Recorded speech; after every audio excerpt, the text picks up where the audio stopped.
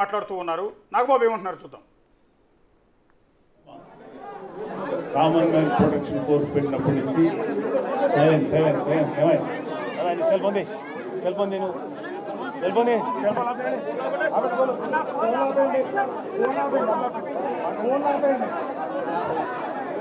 So గత 17 సంవత్సరాలుగా ప్రజల కోసం పోరాటం చేస్తూనే ఉన్నారు. కొంచెం ఆవేశం తగ్గిస్తుంది. సో ప్రజల కోసం పోరాటం చేస్తున్న పవన్ కళ్యాణ్ గారు ఎన్ని కష్టాలు పడ్డారో, ఎన్ని బాధలు పడ్డారో, ఎన్ని మాటలు పడ్డారో మీ అందరికీ తెలుసు, మీ ప్రతి ఒక్కరికి తెలుసు. సో 2014లో మనం కూటమిలో ఉన్నా సరే అధికారంలో మన భాగస్వామ్యం తీసుకోలేదు పవన్ కళ్యాణ్ గారు. 2019లో విడిగా పోటీ చేసాం. మన కెపాసిటీ ఎంతో అంతవరకు ప్రూవ్ చేసాం. కానీ జనాల్లో మాత్రం చెరగని ముద్ర వేసాం. 2019లో ఓడిపోయినా సరే కుంగిపోకుండా మళ్ళీ తిరిగి రాజకీయ రణక్షేత్రంలో ఆయన ముందుకెళ్ళారు. మీరు ఆగండి సార్, మీరు ఆగండి, మీరు అరవకండి మాట్లాడుతున్నారు మధ్యలో ఆగండి, కొంచెం ఆగండి. ఫస్ట్ ఆపండి, ఫస్ట్ మీరు స్టాప్ మాట్లాడే వాళ్ళని ఎట్లా చెప్తారండి కదా, మాట్లాడాలి కదా, ఆగండి. మీరు ఆల్ ది వే మీకోసం వచ్చే మాట్లాడదాం వస్తే హలో ఓకే సార్.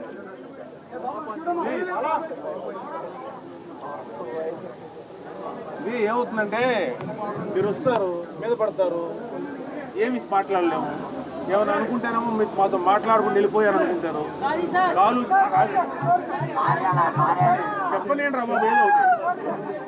అందుకని మాట్లాడదామని వస్తే మధ్యలో ఇక్కడ ఒక ముక్త ఇంకొకటి ఎందుకు మనకి ఎందుకు ఎక్కడ చేయగలరు.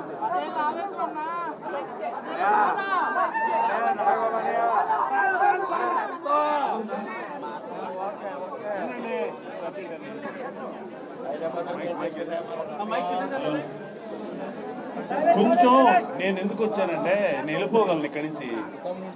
మీరు అంత దూరం కష్టపడి పవన్ కళ్యాణ్ గారిని గెలిపించిన తర్వాత మీతో షేర్ చేసుకొని ఆయన ధృవీకరణ పత్రం మీకు చూపించకుండా వెళ్ళటానికి నా మనసు రాక మీకు చూపించడానికి వచ్చాను.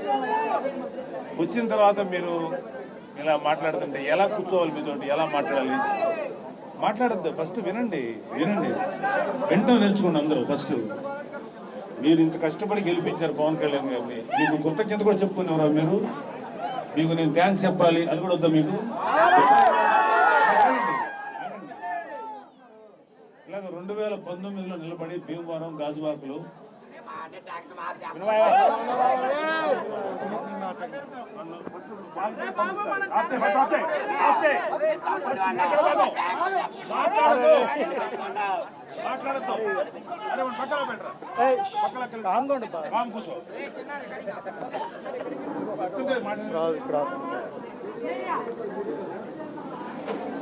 ఖచ్చితంగా తెలియదు. మీ గురించి మాట్లాడుతుంటే ఏంటంటే వినండి, 2019లో గాజువాక భీమవరంలో పోటీ చేస్తే అతి దారుణంగా ఓడిపోయారు మన ప్రెసిడెంట్. అలాంటిది పిఠాపురంలో నిలబడదాం. ఇక్కడ మధ్యతరగతి మనుషులు ఉంటారు, విలువలు ఉంటాయి, ప్రేమలు ఉంటాయి, ఇక్కడ ఆప్యాయతలు ఎక్కువ ఉంటాయి. ఎందుకంటే మధ్యతరగతి జనం ఎక్కువ ఉంటారు ఇక్కడ. అదేవిధంగా భక్తులు ఉంటారు, ఎందుకంటే ఇక్కడ అద్భుతమైనటువంటి దేవాలయాలు ఉన్నాయి. అలాగే అన్ని మతాలు కలిసి ఉంటాయి ఇక్కడ. ఎన్ని ఆలోచించి పిఠాపురంలో నిలబడినందుకు మీరందరూ కూడా ఎంతో ప్రేమతో ఆయన ఓటేసి గెలిపించారు. మీ అందరికీ హృదయపూర్వకమైన థ్యాంక్స్. మనస్ఫూర్తిగా మీ అందరికీ ప్రేమగా థ్యాంక్స్ చెప్తున్నాను. ఇది చెప్పాలనుకున్నది, ఇది చెప్పని మీరు ఏం చెప్తాం.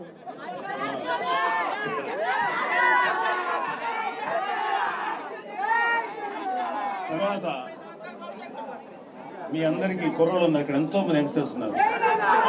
మేజర్గా మనం తీసుకోవాల్సింది ఏంటంటే రేపు నెక్స్ట్ ప్రభుత్వం వచ్చి రేపు ఫామ్ అయిపోయిన తర్వాత, అంటే ఆల్రెడీ మనం గెలిచాము, ప్రభుత్వం ఫార్మేషన్ అయిన తర్వాత మొట్టమొదటిసారిగా పవన్ కళ్యాణ్ గారు, చంద్రబాబు నాయుడు గారు గంజాయి డ్రగ్స్ ఇనప బుడ్డుతో తొక్కి చంపేస్తారు. మన రాష్ట్రంలో యువత పాడైపోవటం లేదు. చాలా స్ట్రిక్ట్గా యాక్షన్ తీసుకుంటాం. లా అండ్ ఆర్డర్ని చాలా స్ట్రిక్ట్గా ఇంప్లిమెంట్ చేస్తాం. ఆడబిడ్డల మీద ఎవరైనా సరే ఏదైనా ఒక చిన్న ఆలోచన, తప్పుడు ఆలోచన వచ్చినా చాలా తీవ్రమైన పనిష్మెంట్ ఉంటుంది. Law and order first restore చేస్తాం. యంగ్స్టర్స్కి ఇప్పుడు చెప్తున్నాం కదా, అప్పుడు కాదు, ఎలక్షన్ ముందు కదా, ఇప్పుడు కూడా చెప్తున్నాం. యంగ్స్టర్స్కి ఉపాధి కల్పిస్తాం. ముఖ్యంగా మన పిఠాపురం పరిసర ప్రాంతాల్లో చాలామంది యూత్ అన్ఎంప్లాయ్మెంట్తో ఉన్నారు. మీ అందరికీ మంచి భవిష్యత్తు చూపించడానికి పవన్ కళ్యాణ్ గారు రెడీ ఉన్నారు. నాకు తెలిసి ఆయన ఇవాళ రాకపోవచ్చు, రేపుగా ఇప్పుడు ఆయనకు వచ్చిన ధృవీకరణ పత్రం నేను మంగళగిరిలో ఆయన చేతికి హ్యాండ్ ఓవర్ చేస్తాను. ఆ తర్వాత ఆయన ఇక్కడికి వస్తారు. బహుశా 5-6 తారీఖులో రావచ్చు. వచ్చి మిమ్మల్ని అందరినీ కలుస్తారు. మీరందరికీ కూడా మీరు మీ భవిష్యత్తు గురించి మీరు ఎంత ఆలోచిస్తారో తెలియదు, కానీ పవన్ కళ్యాణ్ గారు మీ భవిష్యత్తు గురించి చాలా ఎక్కువ ఆలోచిస్తారు. ఆయన ఎన్నోసార్లు జాబ్ మేళాలు పెడతాం, ఇంకోటి పెడదాం, అది కుర్రాళ్ళకి తన సొంత డబ్బులతోటి స్కిల్ డెవలప్మెంట్ చేద్దాం, ఇలాంటి ఎన్నో ఆలోచనలతో ఉన్నారు. పిఠాపురంలో వినండి ఫస్ట్ వింటూ నేర్చుకోండి.